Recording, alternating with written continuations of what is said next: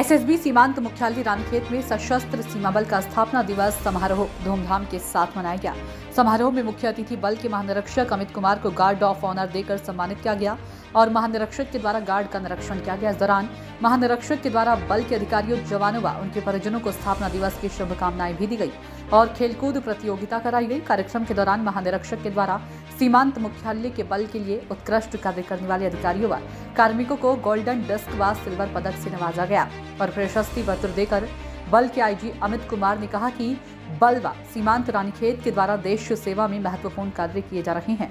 साथ ही उन्होंने कहा कि देश की आंतरिक सुरक्षा, सीमाओं की रक्षा, आपदा रहित बचाव कार्य, हाल ही में हुई चुनाव ड्यूटी और निःशुल्क मानव व पशु चिकित्सा शिविरों का आयोजन किया जा रहा है। उन्होंने कहा कि भारत सरकार की जन कल्याणकारी योजनाओं के बारे में भी एसएसबी के जवानों के द्वारा जानकारी दी जा रही है। आज बल का खाली स्थापना दिवस ही नहीं बल्कि 60वां दिवस जो है हम लोग मना रहे हैं, हीरक जयंती है। तो ये सभी बल के सदस्यों के लिए बहुत गर्व की बात है। जो परंपरा रही है उसके तहत सुबह में जो है बाकायदा जो सेरेमोनियल फंक्शन होता है उसके तहत जो भी हमारे कर्मी हैं जिनको कि महानिदेशक द्वारा गोल्डन डिस्क और सिल्वर डिस्क दी गई है उससे सम्मानित किया गया है। उनको हम लोगों ने जो है सम्मानित किया। यहाँ खुद प्रतियोगिता का हम लोगों ने आयोजन किया जिसमें हमारे ही अपने ऑफिसर्स, सबऑर्डिनेट ऑफिसर्स और जो ओआरज हैं उन्होंने जो है प्रतिभाग किया। और उसके बाद पूरा ही नेपाल का ही क्षेत्र है जो भी हम यहाँ पे डिप्लॉयड हैं, जो रानीखेत फ्रंटियर देख रहा है। तो उसके तहत जो है जो नॉर्मल पेट्रोलिंग और नाका की ड्यूटीज होती हैं वो हम लोग कर रहे हैं। हम लोगों ने थोड़ा प्रयास किया है कि जो हमारा आसूचना का तंत्र है वो मजबूत हो।